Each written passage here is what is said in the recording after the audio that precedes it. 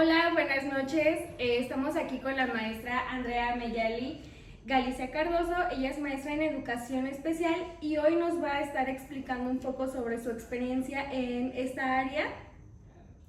Demos la bienvenida aquí a la maestra. Hola, mucho gusto a todos, me da mucho gusto estar con ustedes y pues vamos a compartir un poco de experiencias y práctica también en cuanto a educación especial. Claro. Primero que nada, maestra, ¿cuál ha sido su motivación por la que está en este campo? Pues creo que la motivación prioritaria siempre fue como en familia, dentro de mi familia, pues la mayoría de mis tías se enfocaron al área de educación especial, entonces a veces como que en las reuniones siempre interactuábamos y los temas de conversación eran esos, ¿no? Educación especial. Y aunque nunca me dijeron, bueno, tienes que estudiar educación especial, pues nació el gusto por escuchar, por verlos como muy preocupados por esta población que es minoritaria, pero que es importante. Creo que así surgió como el hecho de pues, enfocarme a educación especial. Y ¿cómo equilibra el tema de lo teórico en la pedagogía ya en aula? ¿Es muy distinto o...? Sí, creo que la teoría, o más bien la práctica siempre supera la teoría, ¿no? Ajá. Es decir, nosotros cuando estamos en formación académica, en formación universitaria, pues como que vamos estudiando los temas en educación especial, el desarrollo de los niños, la evolución de ciertos procesos, y cuando nos vamos a la práctica pues nos damos cuenta que bueno, sí es algo totalmente diferente. Sí hay cosas que sí se relacionan mucho con la práctica, pero en general puedo decirles que los niños son completamente diferentes. Entonces los modelos están como muy pensados para toda la población, como si pensaran que todos son iguales, ¿no? Por eso siempre hablan de pruebas estandarizadas, que quiere decir que que esa prueba sirve para todos. Pero en este caso pues hablamos de que esta teoría la práctica sí nos va superando a la teoría, ¿no? Cuando nos damos cuenta que si hablamos por ejemplo de alumnos con trastorno del espectro autista, nos damos cuenta que no todos son iguales, ¿no? Por eso dice que es un espectro, ¿no? Que tiene diferentes características y que hay muchos niños con diferentes características y por eso no puedo atenderlos de la misma manera. Entonces creo que lo vamos equilibrando de tal manera que sí, sé los procesos, conozco cuál es la evolución de un alumno hasta cierta edad, pero también al momento de observarlo, al momento de trabajar con ese niño o con esa niña, me doy cuenta que pues tengo que modificar, ¿no? Mi práctica pedagógica, mis estrategias, mis métodos. Entonces sí es eso, ¿no? Es ir equilibrando de tal manera que no me enfoque específicamente en la teoría, ¿no? Sino también un poco en la práctica. Justamente tuvimos una clase en donde un profesor nos comentó, para que todos estén al mismo nivel no tienes que estar evaluándolos a diario, sino ir con los que están fallando con 5 primero y al día siguiente con otros 5 y poco a poquito, ¿no? Sí, ¿Eso es lo que de repente aplicas? La situación conmigo con el docente de educación especial, específicamente el docente de USAER, la función que tiene es como de orientación, acompañamiento y asesoría. Orientación a los docentes, ¿no? Por ejemplo, dentro de un salón tengo a un alumno con discapacidad intelectual, a otro con problemas de aprendizaje y otro con problemas de lenguaje muy severos. Entonces, ¿qué hace el docente de USAER? Bueno, da acompañamiento, seguimiento al docente y le dice, oye maestro, este alumno tiene estas características y tienes que trabajar bajo este enfoque, ¿no? O con estas estrategias. Y este otro alumno trabaja así, ¿no? Entonces yo no me encargo como de la evaluación como tal, ¿no? Sino más del seguimiento y del acompañamiento al maestro para que pueda atender a este alumno. Correcto, ¿no? Y sí, nosotros no estamos como tan enfocados a la parte cuantitativa, sino a la evaluación cualitativa, ¿no? A eso nos enfocamos nosotros. no ponemos números. Por eso cuando nosotros trabajamos con estos chicos nos dicen, pero ¿cuánto me voy a poner de calificación? Y no, yo no evalúo. Sí evalúo procesos, pero no evalúo como tal los contenidos, ¿no? Yo no le pongo una calificación. Entonces, a mí la evaluación que yo hago, la hago inicial, intermedia y final, pero es una evaluación que no tiene un número. Ah, ok. ¿No? ¿Eso es distinto de lo que hemos aprendido? Sí, es muy distinto. Sí, es diferente. El docente de educación regular sí. Ajá. Dice, evalúo, hago un examen y saco un total y digo, pues este alumno tiene 7, tiene 9, ¿no? Pero yo evalúo solamente los procesos. Evalúo los procesos y así me voy dando cuenta si el alumno está avanzando, si tengo que retroceder o si tengo que ajustar una estrategia, un método o algo para que, esté enfocado a sus necesidades actuales. Ok, gracias. ¿Y cuál es su opinión sobre la inclusión en la nueva escuela mexicana?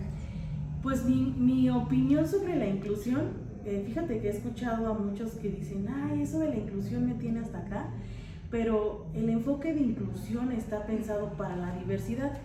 Y en este caso, cuando hablamos de diversidad, estamos hablando no solo de alumnos con discapacidad, ¿no? Sino estamos hablando hasta incluso de alumnos en situación de calle, por ejemplo, alumnos que por sus raíces hablan una lengua indígena, alumnos incluso que tienen preferencias sexuales diferentes, ¿no? O sea, como una cuestión de género, ¿no? Ajá. Entonces, hablamos de todos, ¿no? Ajá. Y por eso siempre cuando hablamos con los maestros les digo, la planeación tiene que ser diversa porque tienes un grupo diverso, ¿no? Sí. Tienes que diversificar el aprendizaje, las estrategias, las enseñanzas tienen que ser diversas, ¿no? Entonces, pues creo que está enfocado hacia eso. Y bueno, por ejemplo, ¿usted qué estrategias recomienda para estas necesidades especiales educativas? Yo, así como ahorita que te puedo decir, no, porque necesito, o sea, si tú me dices el caso, exactamente, si tú me contextualizas, en el caso de un alumno con tal, ¿cuáles son? Así te puedo decir, pero si tú me dices así en general, no puedo decirte porque hay muchas. Entonces, si hablamos de, por ejemplo, vamos a pensar en un alumno con discapacidad auditiva, ¿no? Un alumno con discapacidad auditiva que se enfrenta a una barrera de comunicación, ¿no? Entonces, aquí, pues, por ejemplo, en mi experiencia, que tengo, pues, ya tengo ratito trabajando con alumnos sordos, dentro de una escuela regular, creo que nos hace mucho sentido sugerirles a los maestros que trabajen mucho con pictogramas, que trabajen mucho, lo voy a decir así en corto. Un alumno que presenta discapacidad auditiva tiene que adquirir una segunda lengua, que es el español escrito. Entonces, muchos equivocadamente dicen, pues escríbele, ¿no? Si no te escucha, escríbele. Pero no, él tiene que adquirir esa lengua, que es el español escrito. La lengua de señas vamos a decir, es un idioma, ¿no? Él tiene su propia lengua, su lengua materna es la lengua de señas. Ajá. Y tiene que adquirir una segunda lengua. Por ejemplo, como nosotros los oyentes sabemos el español y tenemos que adquirir una segunda lengua que es el inglés, por ejemplo, pues tenemos que saber toda su estructura.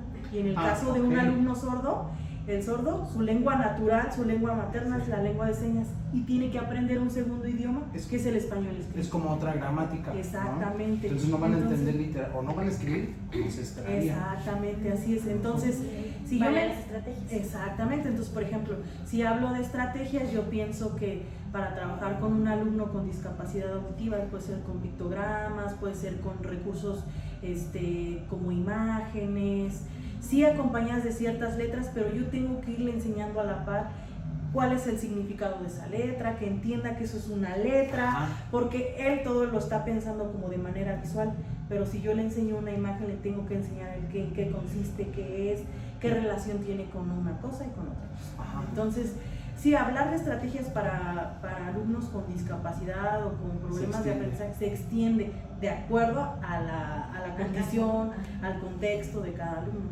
Muchas gracias. Sí. Bueno, ¿qué carencias cree que hay de la nueva escuela mexicana en su campo? Todas. La nueva escuela mexicana es una política pública que está piensa muy poco en la discapacidad, ¿no?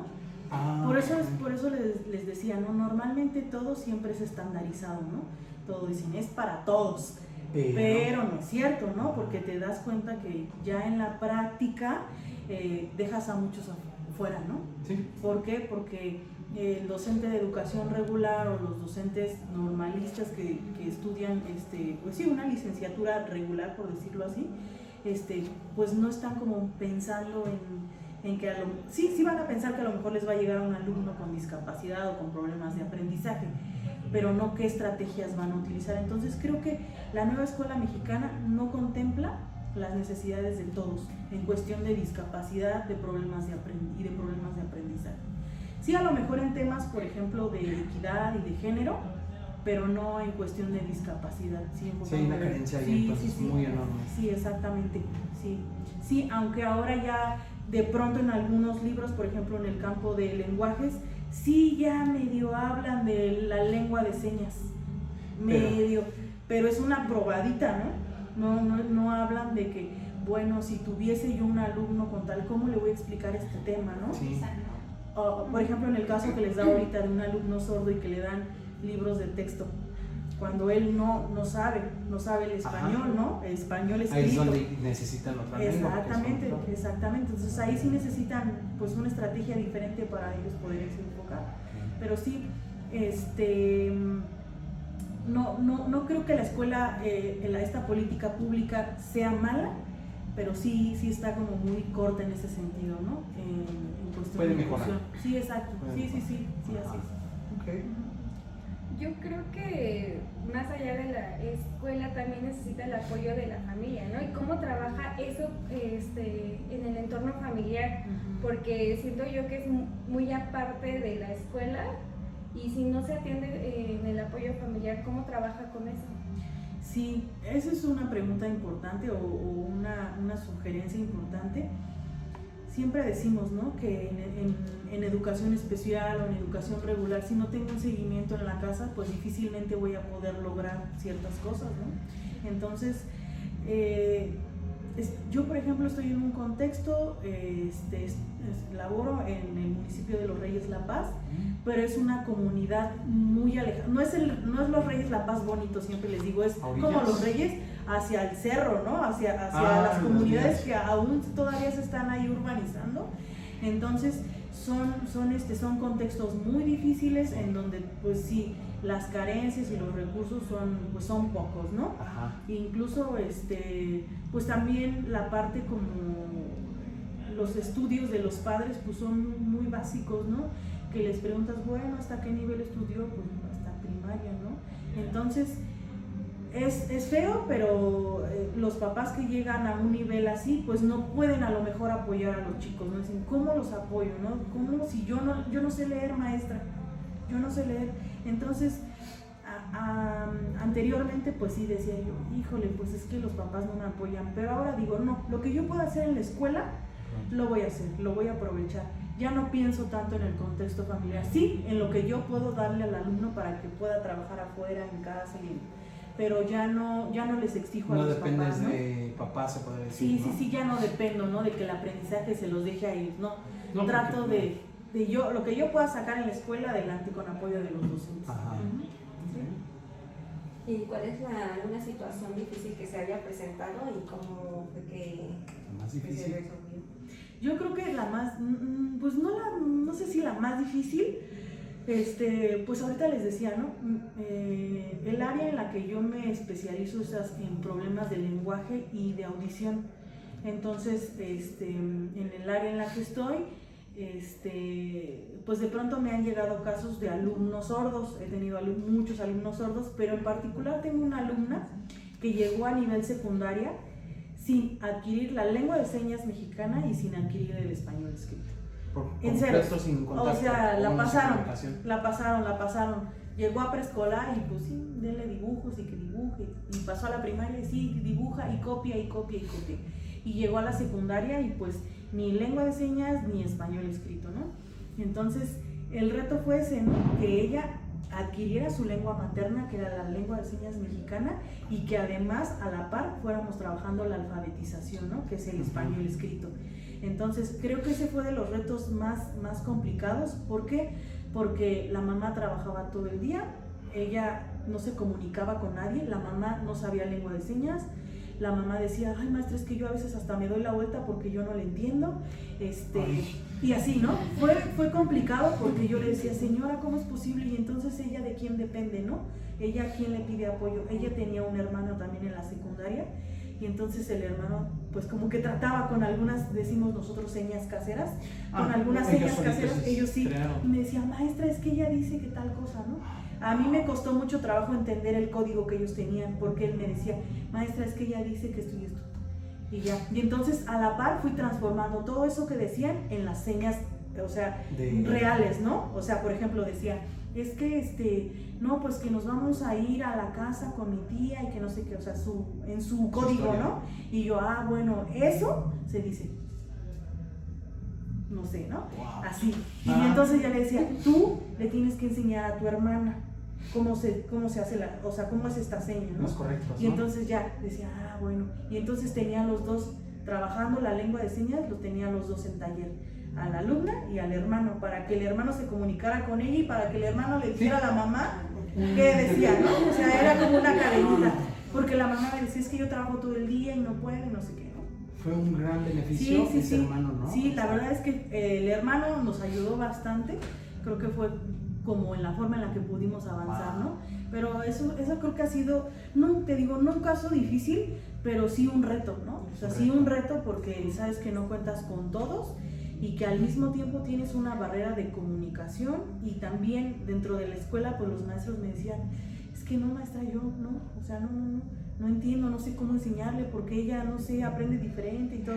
La niña tenía una actitud impresionante, o sea, eso nos ayudó, ¿no? Porque ella participaba, ella como podía, levantaba la mano y se comunicaba como podía, y ya las palabras que ya las podía escribir, ya más o menos las escribía, o sea, ella digamos que se fue como un alumno de segundo de primaria, ¿no? Estando en secundaria, pero no cursó preescolar, vamos a pensarlo que no cursó preescolar, no cursó primaria, pero ya estando en la secundaria tratamos de que llegara a ese nivel de segundo, más o menos de primaria, ¿no? Entonces, sí fue un reto, y pues ahora ella está en la prepa, y pues yo no he tenido noticias de ella, pero sé que está en una prepa en donde le están apoyando, no desconocen del tema, pero le están apoyando, no sé en qué medida, pero le están apoyando, ¿no? Entonces, en su trabajo, ¿hay un tiempo límite para ayudar a los peques? O, por ejemplo, a esa menor, ¿hasta cuántos años estuvo ayudándole? Ella estuvo, o sea, el nivel básico, que es preescolar, primaria y secundaria, se supone que pues tienen un servicio de USAID las escuelas. Quienes tengan el servicio, hay escuelas que no cuentan con el servicio de USAID. Okay. Entonces, educación especial en educación regular es hasta nivel secundaria. En preparatoria ya no cuentan con un servicio de educación especial, pero educación especial abarca preescolar, primaria y secundaria. Esos son los 3 niveles. Hasta llegar a secundaria. Exactamente. Acabó, ¿no? Sí, pero por ejemplo hay preparatorias, hay universidades que sus programas están adaptados para personas con discapacidad, ¿no? Hay algunos planes o programas que están enfocados hacia educación especial, si quieres estudiar una preparatoria, técnica o una licenciatura, ¿no? Pero sí hay formas, ¿no? Bueno, lo que dice sí es sorprendente porque no solo le enseñaba pues a la niña, también le enseñaba a un familiar, y siento que es un reto porque no todos los maestros se acoplan como para ayudarle a un familiar para que el niño entienda, y eso sí es cierto. La educación desde casa sí es un factor muy importante porque usted a lo mejor le enseñaba, pero cuando llegaba a casa pues lo perdía completamente porque no había un acompañamiento. Entonces siento que sí hubo un reto grande para usted. Sí fue un reto grande, y al final luego la niña me veía entre los pasillos y ya como que ya no quería verme porque decía, oye, esta me va a exigir, porque yo le decía, no, dime, por favor, dime qué seña es. No sé. No, por favor, porque siento que mucho tiempo fue como en los niveles que cursó de, no, pobrecita, déjalo, ¿no? Y nosotros en educación especial, sí. en educación especial decimos, ella es igual que los demás. Y yo le decía, tienes que entregar lo mismo que entregaron, a lo mejor en un grado de dificultad menor, pero tú también lo tienes que entregar. Y tienes que participar, y entonces yo tenía todo su registro, a ver, ya entregaste esto y esto. No, esto no, porque es que ya no pude. No, yo estoy aquí, ¿por qué no me pides apoyo? Y, o sea, yo tenía que pasar a los salones porque ella también de repente sí era muy cohibida. Y ¿Te evitaba? me decía, ¿mande? ¿Te evitaba? Me evitaba, sí, porque decía, o sea, porque yo la veía que decía, como que ella pensaba, ¿no? No, es que yo no quiero acercarme con ella porque me va a exigir a que yo le hable y a mí ya se me olvidó esta seña, y yo le decía, no, esto lo vimos ayer, dímelo otra vez, y otra vez, y otra vez, y otra vez. Y hasta que ya hubo un momento de equilibrio en el que ella sí ya iba avanzando y hasta ahí. Y así, ¿no? Entonces ya nos comunicábamos, pero mientras, antes sí era como de, uy, ya viene esta, ¿no? Que me va a decir. Normal, ¿no? Hasta cierto punto, pero sí traté como de estar atrás de ella. De estar atrás, y yo hablaba con su mamá, y porque una vez me dijo, es que llegó llorando y me dijo que ya no quiere, porque ya no quiere las señas, que ella quiere hablar y que no sé qué.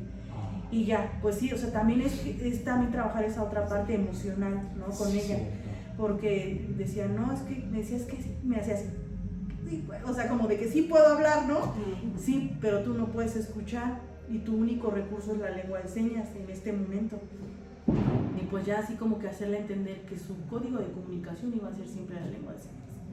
No, porque ella era sorda completamente, ni siquiera tenía restos auditivos. El intento de... Sí. Sí, de hecho tocó un punto importante porque, como decía, o sea, usted la puso como a hacer las actividades que otros compañeros también hacían, no la excluía. Entonces, ese es un tema importante porque muchos maestros excluyen a estos estudiantes que pues tienen estas necesidades, ¿no? Esta falta. De hecho, los maestros me decían, bueno, a ella les traemos un material diferente, ¿no? Y yo, no. A ella vamos a trabajar lo mismo, sí, pero con un grado. Por ejemplo, a ella no me la ponga a escribir tanto, vamos a hacerlo con dibujos, o solo con palabras clave, pero va a trabajar el mismo tema. Y digo, bueno, está bien. Y es que va a ser exposición, maestra, y ella no puede. Sí puede, con lengua de señas. Yo voy a trabajar con ella el tema.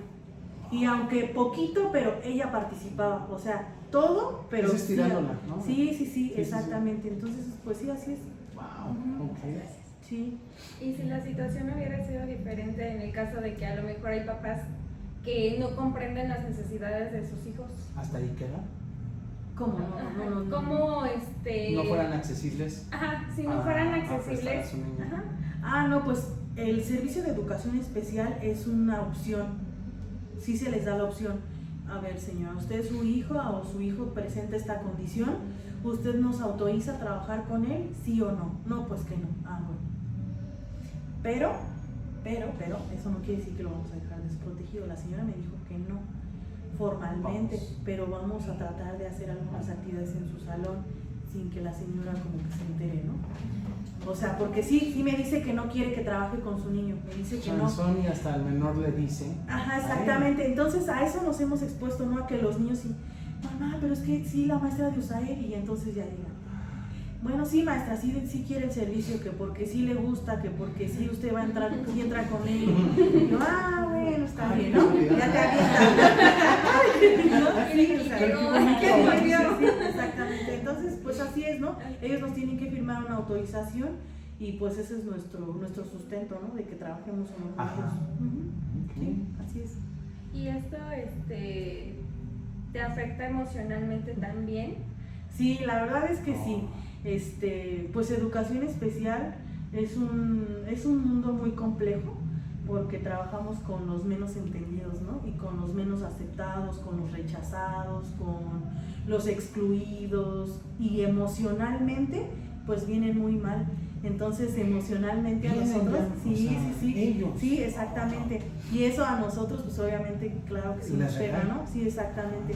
Entonces pues sí, tenemos que trabajarlo de una manera muy sutil, tenemos que ser muy sensibles, muy empáticos, y pues eso te digo, también emocionalmente a nosotros nos afecta, pero también, ¿sabes qué? Nos da como muchas herramientas y muchas armas para poder decir, no, ¿cómo no? No te quedes ahí, ¿no? Sí, exactamente, sí vas a poder, y sí puedes, y sí lo vas a lograr, y sí vamos a hacer que los demás se callen, ¿no? Entonces, sí es importante también. Como que nosotros también tengamos esa motivación a sí mismos para y que lo imitan, exacto, ¿no? y darles esa seguridad a ellos, ¿no? Esa confianza de que pueden lograrlo. Así es. Estamos tocando ese tema, ¿cuáles son las características que debería de tener un pedagogo en esta área? En la especialidad. Yo creo que una de las características, yo siempre les digo, yo trabajé a nivel superior, y yo les decía a mis alumnos de licenciatura, yo les decía, a ver chicos, yo creo que lejos de pensar que es un alumno, vamos a pensar que es una persona, ¿no? Creo que viéndolo desde un ser humano, ¿a ti cómo te gustaría que te trataran, no? ¿A ti cómo te gustaría que te enseñaran? Y si tú tienes la capacidad de decir cómo te gustaría, entonces es más fácil, ¿no? Y se los ponemos como ejemplo a los maestros. A ver, maestro, usted piense, cuando usted fue maestro cuando usted fue un alumno de secundaria, ¿qué le motivaba en ese momento? ¿Qué le gustaba? ¿Cómo le gustaba que se relacionaran con usted los maestros? ¿Cómo le gustaban las clases? Y entonces los pones como a reflexionar en ese sentido, y entonces van ellos como pensando, no, pues sí, yo cuando yo tenía esa edad, pues era un despapalle, ¿no? Y a mí me gustaba trabajar en el patio, y a mí me gustaba esto, ¿no? Entonces es como ir enfocándolos a ti cómo te gustaría para poder... Sí, sí, ¿no? cierto. Justamente Entonces, tuvimos una materia que nos dijeron, si tú vieras tu niño chiquito de ti, ¿cómo te gustaría que te dieran clases? Aprovechando que estás ahí. Y sí, es cierto. Sí, es eso, es estar pensando en el momento, ¿no? En cuáles son las cosas de moda, de novedad en ese momento para que, pues sí, o sea, para atraer la atención, ¿no? Sí. De pronto hubo un momento en el que los Lego, ¿no? Se pusieron de moda, y entonces nosotros, pues llévale Lego porque no quiere hacer nada, y pues ya era como la forma en la que entraba. Pero creo que en educación especial es eso, ¿no? Pensar que es un ser humano antes que un alumno. Esa es una característica, ¿no? Otra, sí tener habilidades de resolución de conflictos, ¿no? Resolución de problemas a los que se enfrentan en ese momento los alumnos. Otra característica que sería... Eso es muy diferente a improvisar. Sí, exactamente. Sí, exactamente. Sí, yo ya vengo preparado, yo ya sé a qué me voy a enfrentar. Sí, la improvisación sí es importante, ¿no? Como sacar de momento, pero tú tienes que saber a qué te vas a enfrentar con alumnos de secundaria, por ejemplo, ¿no? Como que más o menos con qué te pueden llegar, ¿no? Ajá. O con alumnos de primaria, ¿no? ¿Qué otra cosa? ¿Qué otra característica? Creo que sería como tener en cuenta cuáles son los procesos en los que los alumnos están a ciertas edades, ¿no? Okay. O sea, sus etapas. Exactamente, sus etapas de desarrollo, sus etapas cognitivas, su evolución biológica. Todo eso tienes que tener en cuenta para poder decir, bueno, este alumno bajo esta edad, pues se supone que tendría que estar haciendo esto, ya, o sea, como tener en cuenta esos procesos. Y pues, no sé, ¿no? Creo que lo demás y la teoría pues ya va como muy de la mano, pero siempre yo digo que no hay que olvidar que son personas, ¿no? Exacto. Que son individuos que sienten, que piensan, que razonan, quizá no al 100 como nosotros querramos en educación especial, pero que sí tienen pues la noción y la capacidad de decir esto sí y esto no, en algunos casos, ¿no? Cuando la condición no es tan severa. ¿Algún consejo que nos pueda dar como nosotros futuros pedagogos desde cero, que así no sabemos ahora sí que el entorno en donde vamos a estar? Pues yo creo que un consejo, yo creo que lo primero es que quieran mucho a la profesión, ¿no? Si ustedes se están dedicando a la pedagogía, a la docencia, en alguna de sus ramas, creo que sí es mucho querer la docencia o querer su profesión, porque yo me he dado cuenta, ¿no? Que hay muchos maestros frustrados allá afuera, ¿no? Que pues hacen cosas que no deberían de hacer, ¿no? Y que no porque normativamente esté bien, sino porque éticamente no está bien, ¿no? Entonces, creo que un consejo es ese, ¿no? Como ser siempre fieles a la profesión, y pensar, también siempre les digo a mis alumnos, ¿no? Les decía, pensar en que lejos de que aprendan, que sean niños felices, ¿no? Que sean adolescentes felices, porque lo olvidamos. Y ahorita yo les puedo compartir de manera muy, muy personal que en la zona en la que yo me encuentro hemos tenido una cantidad tremenda de suicidios en adolescentes. Entonces, ¿qué me hace pensar? Que pues que emocionalmente no están bien, ¿no? Entonces yo creo que también es importante fijarnos, ¿no? Ellos nos dan muchas señales que a veces ignoramos y que a veces entramos y decimos, pues yo voy a dar mi clase, ¿no? Pero ahora la profesión y las políticas educativas y la constitución y los derechos humanos nos limitan a hacer muchas cosas, ¿no? Pero yo antes con mis grupos en los que he estado, ¿no? Con los alumnos, por ejemplo, siempre llegaba y los saludaba, y hola, ¿cómo estás? El abrazo, o ese contacto físico que sí es importante, pero que ahora nos limita, ¿no? Nos limita por la parte legal, ¿no? Porque puedes tener un riesgo, un riesgo, porque alguien lo tome diferente, porque no lo vea como tú y entonces te metas en un problema, ¿no? Pero sí, por lo menos iniciar tu práctica, iniciar tu sesión preguntando, ¿no? Pues cómo te sientes, hoy cómo empezamos el día, ¿no? Ahora sí que corazón con corazón, ¿no? Exactamente, sí, exactamente. ¿Cómo estás hoy? ¿Cómo estamos el día de hoy? Y trabajar como en mucho de las emociones, porque ahora nosotros nos preguntan, ¿cómo estás? Y tú por inercia dices, bien, pero esa no es la respuesta correcta, ¿no? ¿Estamos de acuerdo, no? Tú tienes que responder con una emoción. ¿Cómo te sientes hoy? No, pues me siento contento. No, pues me siento triste. No, pues me siento, ¿no? Pero no me siento bien, porque el bien, pues sí, pero bien cómo, ¿no? Yo les digo, a ver, ¿bien cómo? ¿Bien feos o bien guapos? No, bien Entonces, sí, dime tú exactamente qué emoción estás experimentando en ese momento. Y quizás si tú sabes en ese momento que te encuentras con un grupo triste, con un grupo enojado, puedes modificar un poquito la dinámica, porque tú llegas y dices, examen, y ellos vienen devastados, ¿no? Y entonces puedes modificar un poquito, ser más flexible en ese momento en tu práctica docente. Entonces, a lo mejor no hay consejos tan específicos, pero los únicos que sí te puedo dar es que empatices, que tengas en cuenta las emociones, y pues que siempre, ahorita tú decías algo bien bonito, ¿no? Decías, corazón con corazón, eso, ¿no? O sea, acercarte con el alumno, tener ese acercamiento con él, porque yo siempre digo que la segunda casa de los alumnos es la escuela, ¿no? Y a veces muchos es su primera casa, porque la casa no funciona como eso, como un hogar. ¿Por qué? Porque a lo mejor no se relaciona con sus papás, o porque no vive con los abuelos, o porque vive con el hermano, o porque vive situaciones bien complejas en casa. Entonces, si tú puedes hacer que el espacio, que la escuela sea su casa, pues qué mejor, ¿no? Sí. Entonces ese es un consejo. Muchas gracias. Y hablando sobre esto de los consejos y el entorno, si usted pudiera como cambiar una sola cosa del sistema educativo mexicano, ¿cuál sería? Si pudiera cambiar, yo creo que cambiaría los métodos ambiguos, ¿no? Ya tenemos muchos métodos ambiguos, muchos dicen, ¿no? Por ejemplo, muchas maestras, no, pues yo enseño con el método Sarita, y yo enseño con ese, y yo, es que si hay otras formas. Cerrados a ello, ¿no? Sí, cerrados. Maestra, mire, está otra posibilidad, y si lo vemos por aquí, yo creo que sí cambiaría los métodos, algunos métodos y algunas estrategias ya muy ambiguas, ¿no? Hoy estamos también bajo un enfoque de las neurociencias, y entonces ¿por qué no pensar en eso, no?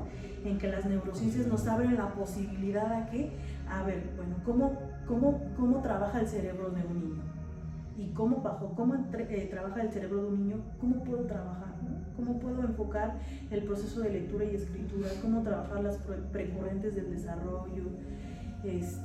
Yo creo que eso, ¿no? O sea, cambiar los métodos, quizá, las estrategias, ¿no? ¿Ha llegado a tener como una dificultad, por ejemplo, con los maestros que tienen más cercanía con los alumnos? Sí. Por ejemplo, que no se lleguen a entender, o a lo mejor que no pongan de su parte. Sí. Va a haber. Casi todo el tiempo. Casi todo el tiempo.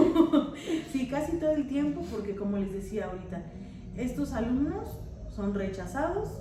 Y son alumnos que pues el maestro dice, ay no, yo tengo mucho trabajo y para sentarme con ese niño que no sabe, ay no, yo no. Entonces es así como el coraje que haces todos los días, porque como maestro, ¿no? Porque ellos dicen, son los alumnos de USAER, son los alumnos de especial, y yo les digo así, bien chistoso, digo, no, los alumnos son de su mamá, estos alumnos son de toda la escuela, ¿no? O sea, ellos, usted maestro tiene que buscar las herramientas, junto conmigo, juntos, todos vamos a trabajar, ¿para qué? Para que busquemos una forma en la que este alumno pueda aprender, pero sí hemos tenido muchas dificultades, y también por discriminación, ¿no? También por discriminación, porque se supondría que pues por ética tienes que aceptar a todos, tienes que incluir a todos, y también pues tenga las condiciones que tenga, tú tienes que atender, ¿no? Al final de cuentas, el derecho a la educación es constitucional, ¿sí? O sea, no está a discusión, entonces tú le estás negando un derecho constitucional. Ajá, sí, entonces sí. Siempre vamos hacia eso, maestro, usted le está negando un derecho, ¿no? Y usted sabe que en la Constitución está establecido que tenga la situación que tenga, el nivel económico, la religión, él tiene que tener acceso a la educación, ¿no? Entonces sí son broncas en las que te metes y que tienes que saber manejarlas muy bien. Pero también, ¿sabes qué? También lejos de decirle, le voy a echar a la policía, lejos de decir eso, como que sí nos dicen a nosotros, es que no sean barberas, pero de repente sí, ¿no? Maestro, mire, fíjese si le hace, y yo le traigo el material, no se preocupe, si usted no puede, yo se lo hago, y si usted no puede hacer esto, pero usted haga, o sea, la idea es que el maestro trabaje con los materiales, pero si él me pone 1000 pretextos, que es que yo el fin de semana, no se preocupe, yo se lo hago, yo le compro el material, pero usted trabaja, ¿no? Y ya es así como que, bueno, ¿no? Pues ya como que van, bueno, pues ya me minimizó la carga de trabajo, ¿no? Y así es, en ese sentido. Y bueno, ¿qué consideraría a lo mejor para estos niños con necesidades especiales de ir a una escuela especialmente para ellos o Lo que pasa es que cuando hablamos el término de necesidades educativas especiales ya es un término ambiguo. Ahorita ya eso ya quedó como atrás. Ahorita hablamos de barreras para el aprendizaje y la participación. Digamos que es un término que se modifica a barreras para el aprendizaje y la participación de alumnos con discapacidad o sin discapacidad. Entonces, si yo pienso en que, perdón, ¿me puedes decir otra vez la pregunta? Esta se me olvidó, todo por hacer esa clase. ¿Cuál sería lo más ideal para las personas con discapacidad? Sí, educación especial o educación... ok. Es que mira, todo eso va a depender de la severidad de la condición. Por ejemplo, existen los centros de atención múltiple, que son los CAM, que ofertan educación para alumnos con discapacidad múltiple. ¿Qué quiere decir? Que es un alumno que tiene, por ejemplo, discapacidad intelectual, pero también tiene discapacidad motriz. O sea, tiene dos discapacidades. Entonces, en un sistema regular, difícilmente va a dar el ancho. Entonces, ¿qué le digo a este alumno o a estas mamás? ¿Sabe qué? Mire, sí le pueden ofrecer la educación aquí porque es un derecho, te vuelvo a repetir, es un derecho, pero si a mí me lo pregunta, estaría mucho mejor en un centro de atención múltiple, en donde se va a aprovechar más, donde hay docentes capacitados y especializados en toda su jornada, ¿no?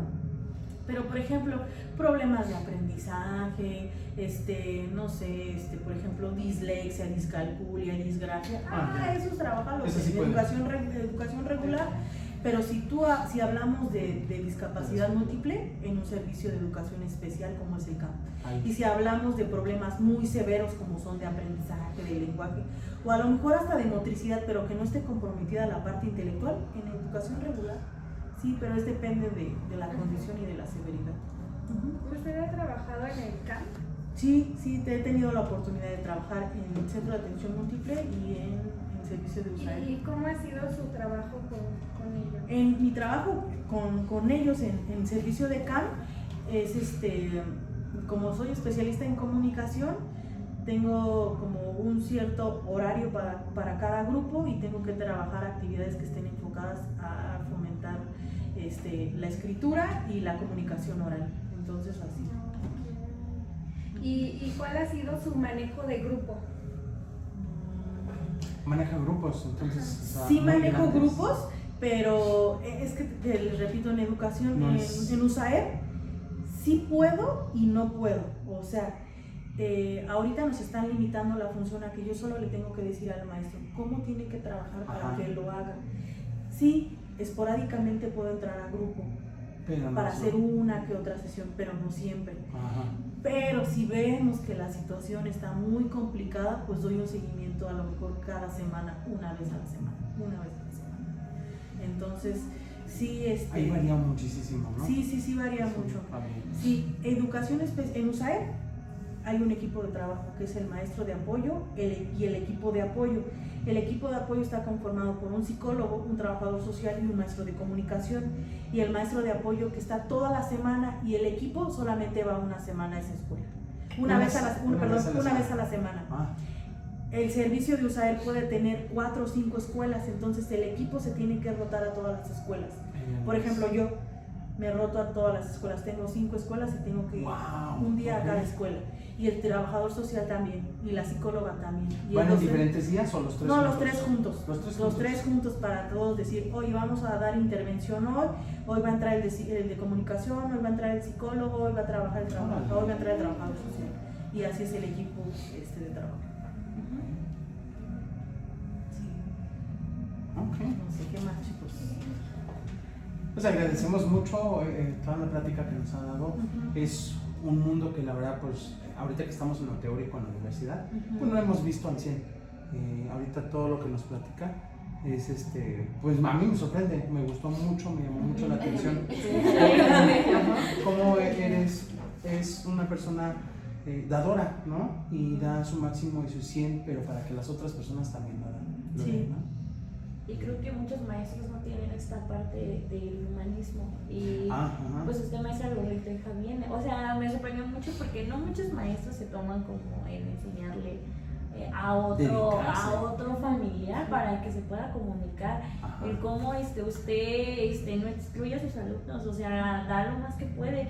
Y a eso le faltan muchos maestros. Entonces, yo como futura pedagoga sí me gustaría ser como usted en esta parte de la pedagogía, porque da su máximo y no deja al niño al abandono. Esa esencia. Ajá, sí. Creo que eso es importante, ¿no? Siempre pensar, el sistema educativo está pensado para aquellos que no tienen una discapacidad, yo les decía hace ratito, Ajá. ¿no? Pero creo que la tarea de ustedes como pedagogos es decir, ok, yo tengo un plan y programas que seguir que no están enfocados a mi alumno, pero yo como pedagogo, ¿qué puedo hacer para este alumno, no? O sea, sí pensar, ahora tenemos el diseño universal para el aprendizaje, que es el DUA, el famoso DUA, ¿no? Entonces, es un recurso, es una herramienta que te puede ayudar a decir, bueno, este alumno aprende así y así, ¿y qué actividades puedo hacer? Este otro alumno que tiene esta forma, bueno, ¿y qué puedo hacer, no? Entonces, se trabaja bajo canales de aprendizaje y también pensando en que tienes alumnos con discapacidad. Entonces, si pueden a lo mejor darle una revisada a ese diseño, también creo que es importante también considerarlo. Cualquier herramienta para mejorar estaría perfecto. Sí. Bastante bien. Más que nada porque creo que aquí la mayoría de nosotros va a ser docente de grupo, entonces sí es muy importante para nosotros saber pues esto, ¿no? Y también saber el contexto en el que están. Y pues nada, ya nada más para finalizar esta entrevista, nos da mucho gusto haberla entrevistado, que se haya tomado el tiempo de estar aquí, se lo agradecemos muchísimo, nos ha Sí. servido bastante esta información que nos ha dado, no sé, algo más que quieran agregar Cada mis dato que nos compañeros. mencionó, pues sí, está para Yo checarlo. siento que nos abrió mucho, bastante, Bueno, más ¿no? que nada esa pasión que nos dice que queremos tener como pedagogos, creo que sí nos los incluyó. Sí. Y igual, bueno, en cuanto a métodos, estrategias, herramientas, materiales, pues también se los puedo compartir, o sea, tengo algunos materiales, digo, ahorita está inservible mi celular, pero yo a Jackie le he tenido la oportunidad de compartirle algunos materiales, entonces, pues cuando ustedes gusten, pues está esa puerta abierta, ¿no? A compartir algunos materiales, algunos recursos, a algo en lo que yo pueda apoyarles, pues pueden contar con ello. Muchas gracias. Muchas Y gracias. pues los felicito también, ¿no? Ajá. Ser docentes no es fácil, y menos en estos tiempos. En estos tiempos en donde estamos muy limitados, donde tenemos los ojos de todos encima de nosotros y en donde se tienen que salvaguardar los derechos de los niños. Pero nosotros podemos salvaguardar esos derechos, ¿no? Y podemos hacerlos valer, incluyéndolos, siendo maestros inclusivos y brindándole las herramientas que necesitan. Entonces, si tenemos eso, creo que no vamos a tener problemas, pero también creo que algo que sí me gustaría mencionar es que sí es importante conocer pues nuestros derechos, ¿no? Y nosotros tenemos leyes, nosotros tenemos pues algunas herramientas que nos pueden a nosotros facilitar también defendernos, ¿no? Ante alguna situación. Entonces les pido que también chequen eso, ¿no? Las leyes que necesitamos. Por ahí hay un documento de servidores públicos que dice cuáles son los lineamientos de los servidores públicos, ¿no? Cuáles son las responsabilidades y los derechos que tenemos como servidores públicos. Entonces, para que no nos agarren en curva, no. que te tocaba esto y no, entonces estás incurriendo en esto, ¿no? Entonces, que sepamos nosotros cuál es nuestra función como docentes, pero también tener como un sustento, pues ahí, en cuanto a la parte legal, ¿no? De qué nos corresponde, ¿no? Y no incurrir en nada. Muchísimas gracias. Gracias a ustedes, chicos. Gracias.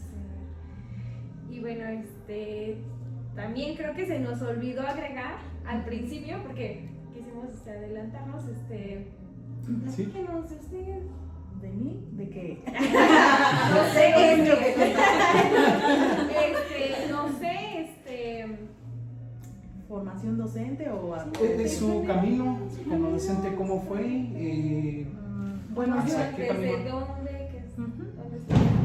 Bueno, yo inicialmente tengo una licenciatura en educación especial en el área de atención de auditiva y de lenguaje, y tengo una maestría en neurocognición y aprendizaje, ¿no? Eso es como a nivel académico. Y pues he trabajado a nivel público y a nivel privado.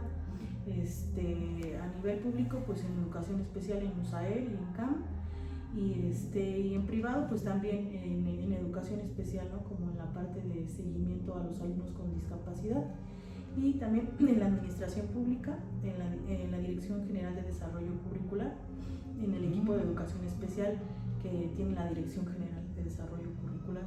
Entonces, pues eso es como que como la formación, y pues también he tenido la oportunidad de trabajar a nivel licenciatura y maestría, ¿no? Trabajé impartiendo la asignatura de psicopedagogía, educación especial y planeación. Entonces creo que esas son como algunas cosas que he hecho, ¿no? No es presunción, pero sí me ha gustado siempre como enfocarme a la parte, siempre digo, ¿no? ¿Cómo vamos a hacer un cambio si desde las normales o si desde la parte universitaria pues no se da como ese enfoque, no se da ese empuje? Entonces creo que esa ha sido como mi tirada, ¿no? Como estar ahí en la parte, ¿cómo se llama? De nivel superior, para poder brindar como algunas herramientas que les puedan ser útiles a ustedes, ¿no? En este caso, pues, en su formación docente. Muchas gracias. Sí. Bueno, pues hasta aquí finalizamos la entrevista. Pues nuevamente, maestra, muchas gracias. Le agradecemos mucho pues el estar aquí. Yo sé que tiene otras cosas que hacer, pero se tomó el tiempo para estar aquí, para permitirnos hacerle esta entrevista que se extendió bastante. Pero está muy buena, ¿no? Ya son las 6 de la mañana. Ya me voy a trabajar. Pero pues de mi parte pues ya sería todo. Sí. Muchísimas gracias.